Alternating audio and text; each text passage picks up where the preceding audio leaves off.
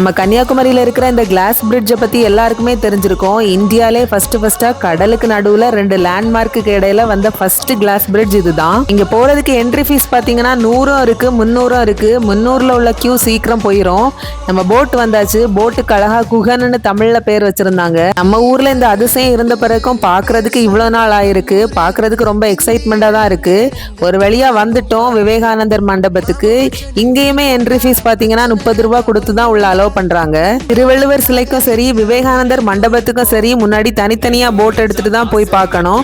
ஆனா இப்ப அந்த கிளாஸ் பிரிட்ஜ் வந்த பிறகு ரொம்பவுமே ஈஸியா தான் இருக்கு.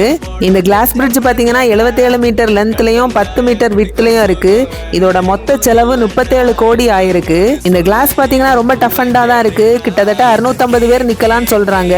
ஆனா ஒரு வாட்டி இதுல சுத்தியல் விழுந்து கொஞ்சம் கிராக் வேற வந்துச்சு. அதை சரி பண்ணிட்டாங்க. இப்ப கூட பெயிண்டிங் வேலை நடந்துட்டே தான் இருக்கு. அப்படியே பிரிட்ஜ் வழியா நடந்து நம்ம திருவள்ளுவரை பார்க்க போயிருவோம். திருவள்ளுவரோட கம்பீரமே கம்பீரம் தான். பாருங்க. இந்த கண்ணாடி பாலம் பார்த்தாச்சான்னு கீழே கமெண்ட் பண்ணிருங்க. நெக்ஸ்ட் வீடியோல இந்த கிளாஸ் பிரிட்ஜ் எதனால கட்டினாங்க, இந்த திருவள்ளுவர் ஸ்டாச்சு எப்படி இங்க வந்துச்சுன்னு டீட்டெயிலா பார்க்கலாம். தேங்க்யூ ஃபார் வாட்சிங்.